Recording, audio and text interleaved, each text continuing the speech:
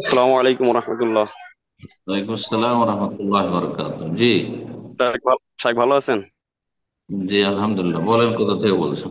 আমি বাংলাদেশ থেকে বলতেছি। বলেন, কোথায় বাংলাদেশ? বাংলাদেশ রংপুর বিভাগ।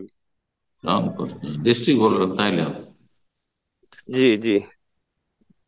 শাহেক আমি ওই একটা হিফজুল মাদ্রাসায় আমি আছি, মানে শিক্ষকতা করতেছি। জি। তা আল্লাহ। এখানে দেখা যায় যে আমি তো আলিম না, শুধু হাফেজ, আমি অনেক কিছু জানি না।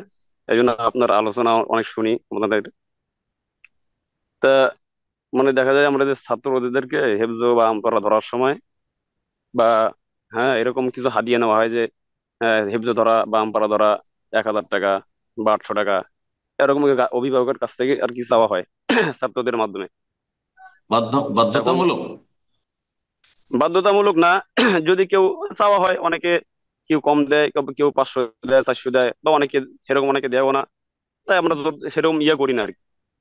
আর মুখে বলি কিন্তু আর কি কাজে আর কি বাধ্যতা করি না যে দিতেই হবে। আমরা আর কি মুখে হুম, বলি যে দিতে হবে, কিন্তু একবারে প্রেশার দিয়ে না দিতেই হবে, না দিলে হবে না, এরকম আর হুম, কি করি না। আর আরেকটা বিষয় হলো যে পরীক্ষার ফি, মানে আমাদের গ্রাম অঞ্চলের মাদ্রাসা তো এই ছাত্র সংখ্যা কম, তা কমিটি হুম, ভিত্তিক মাদ্রাসা। তা দেখা যায় যে পরীক্ষার সময় পরীক্ষার ফি আমরা আর কি শিক্ষকরা যেটা যেটুকু করে হালকা পাতলা আমার শিক্ষকরা ভাগ করি নেই, তা ওটা কমিটির পক্ষ থেকে জানি এটা তারা, যে আমরা শিক্ষকরাই নেই।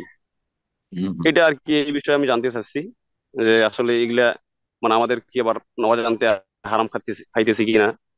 এই জি। জন্য আপনার কাছে আর কি এটা জানতে চাই। আরেকটা বিষয় হলো যে আমি মাদ্রাসায় খেদমত করতেছি, কিভাবে বুঝবো যে আমার খেদমতটা মানে আল্লাহ খুশি করার জন্য হচ্ছে না, কতটুক মানে কিভাবে দায়িত্ব পালন করলে আমার দায়িত্বটা সঠিকভাবে পালন করতে পারবো, এটা একটু বলবেন। এখলাস। এখলাস যদি থাকে তো কবুল হবে। হ্যাঁ, আপনি আল্লাহর জন্য, আল্লাহ সন্তুষ্টির জন্য করছেন, না শুধু নিছক দুনিয়ার জন্য করছেন? দুনিয়া দ্বিতীয় স্তরে আসলো, আসলো না আসলো না আসলো, কিন্তু দুনিয়ার পিছনে ছুটলেন না, তাহলে জানতে হবে যে ইনশাআল্লাহ কবুল হবে, কারণ আল্লাহর এখলাস আছে। হ্যাঁ, ফেরেশতা না আপনি। আপনার পেট আছে, বেতন নিচ্ছেন, তাতে কোনো অসুবিধা নেই। আপনি হালাল রুজি নিচ্ছেন, হারাম নেবেন না। এখলাস থাকবে, তাহলে বোঝা যাবে যে ইনশাআল্লাহ আল্লাহ কবুল করবেন। আল্লাহ সম্পর্কে সুধারণা রাখতে হবে যে আমি চেষ্টা করেছি হালাল ভাবে এখলাসের সাথে কাজ করা, নিষ্ঠার সাথে। হ্যাঁ, আর ভালো শিক্ষা দেওয়ার চেষ্টা করেছি। আমি নিজের ছেলে মেয়েদেরকে যেমন করে প্রতিপালন করতে হয়, পড়াইতে হয়, ওইভাবে পড়িয়েছি আন্তরিকতার সাথে। তাহলে আল্লাহ কবুল করবেন। কিন্তু পরে ছেলের সাথে যদি দুর্ব্যবহার করা হয়, খারাপ আচরণ করা হয়, যেমন হেফজখানাগুলিতে জুলম অত্যাচার চলছে, অবিচার চলছে এবং অন্যায় অশ্লীলতা চলছে, নোংরামি, তো এরা ফেঁসে যাবে। এদের এদের কঠিন অবস্থা হয়ে যাবে। আল্লাহ এদের অনিষ্ট থেকে জাতিকে রক্ষা করুন। তো আপনি তো লম্বা প্রশ্ন করে দিয়েছেন, এখন এক একটি করে মনে রাখা বড় মুশকিল। জি। প্রথম কথা, আপনি প্রশ্ন করেছেন যে ছেলেরা হেফজখানায় পড়ে, আর তারা যখন হয়তো আম্মা পাড়া শেষ করলো, কোরআন ধরলো, কোরআন শুরু করলো, তখন আমরা হাদিয়া নিই। এই হাদিয়া নেওয়া কি জায়েজ? বললাম যে চেয়ে নিচ্ছেন নাকি, যদি বাধ্যকারী না দিতে হবে, হ্যাঁ, তাহলে জায়েজ নয়।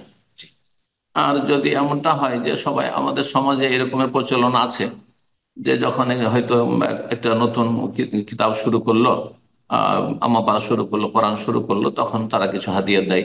আর এই ক্ষেত্রে কিছু আবদার করলো, যেহেতু বেতন কম, বেতন সেতন যদি কম থাকে, যে অভাব আছে বলে, তো হয়তো কিছু বেতন দিয়ে হইলো, ব্যবস্থা হলো রুজির, আর কিছু এদিক থেকে আসলো, সেই জন্য যদি মনে করেন, যেমন বিভিন্ন বক্তব্য করে যে খালি হাতে ফিরে আসতে হবে এমন কথা নয়, যে বক্তব্য করলে পয়সা নেওয়া যাবে না এমন কথা নয়, কিন্তু বক্তব্যের জন্য একবারে ফিক্স করে দেওয়া যে আমির হোক আর গরিব হোক, গ্রামের লোকেরা গরিব হোক আর সচ্ছল হোক, আর তারপরে তারা দিতে পারুক আর না পারুক, এত টাকা দিলে আমাকে পাবে, না হলে পাবে না, এগুলি যায় না। এটা যায় না। তো আপনি পড়াচ্ছেন, সেখানে এখলাসের সাথে পড়াবেন। প্রথম কথা, এদিকে যাবেন না, সতর্কতামূলক। এই হাদিয়া চেয়ে নেবেন না, হাদিয়া চেয়ে নেওয়া হয় না সাধারণত, হাদিয়া নিজে থেকে দেয়। তারা যদি নিজে থেকে দেয় তো অসুবিধা নেই, কিন্তু চেয়ে নেবেন। আর সেই ক্ষেত্রে যদি সচ্ছল লোকেরা হয়, বিশেষ করে বলছি, সচ্ছল ছেলের বাবা সচ্ছল, কোনো অসুবিধা নেই দিতে। আর যদি কখনো একটু আবদার করে ফেলেন, তো আশা করি নাজায়জ হবে না। কিন্তু গরিব মানুষ, সংসার খুব কষ্টে চালাচ্ছে, আর সে আম্মা পাড়া শুরু করেছে অথবা কোরআন শুরু করেছে, কোনো একটা কিতাব ধরেছে, সেজন্য যা হাদিয়া নিয়ে আয়, মিষ্টি নিয়ে আয়, এগুলি জায়েজ না। এগুলি জুলম, এগুলি জায়েজ না। জি। আর এইরকমই একটা বকশিসের কথা বললেন মনে হয় ইকরাম ভাই, যদি মনে জি, থাকে। সেটা উনি বলছিলেন পরীক্ষার ফি নেন ওনারা, যেটা হ্যাঁ, পরীক্ষার টিচাররা ফি বেতন। নেওয়া জি। এটা গুরুত্বপূর্ণ মাসলা, সেটা স্কুলে হোক আর মাদ্রাসা হোক।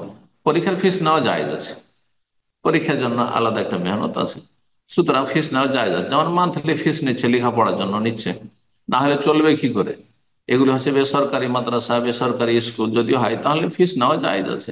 সরকার যেগুলোতে খরচ খরচা দিচ্ছে সেই ক্ষেত্রে ফিস নেওয়া জায়েজ নয়। সরকার বেতন দিচ্ছে শিক্ষককে, হ্যাঁ, আর তারপরে সরকারি স্কুলগুলিতে যে ফিস নিচ্ছে, ফিস কোথায় যাচ্ছে? আমোদ ফুর্তি করে এই টিচার স্টাফ খাবে, এটা জায়েজ নয়। কারণ যথেষ্ট আপনাদেরকে সরকার বেতন দিচ্ছে, সরকার এগুলো অ্যালাউ করছে যে আপনারা ফিস নেন আর আপনারা পেটে ভরেন না, মোটেই জায়েজ নয়। কিন্তু বেসরকারি মাদ্রাসাগুলি মানুষের দান অনুদান দিয়ে চলছে, সুতরাং এই ক্ষেত্রে যদি ফিস নির্ধারণ করা হয়, নেওয়া হয়, আর তাতে যদি এমন বেশি কঠিন না হয়ে যায়, সেটা অভাবীদের ক্ষেত্রে ছাড় দেওয়া উচিত। অভাবী ছেলে মেয়েদের ক্ষেত্রে, গরিব ছেলে মেয়েদের ক্ষেত্রে ফিস নিলে অসুবিধা না, আশা করি ইনশাআল্লাহ। আল্লাহ তাআলা আলাম। কিন্তু যেটা বললাম যে হাদিয়া, কোরআন শুরু করছে সেই জন্য এগুলো যথাসাধ্য চেয়ে নেবেন না, কারণ সন্দেহপূর্ণ রিজিক, এটি সন্দেহপূর্ণ। তবে নিজের থেকে দিলে কোনো অসুবিধা নেই। বারাকাল্লাহ ফিক।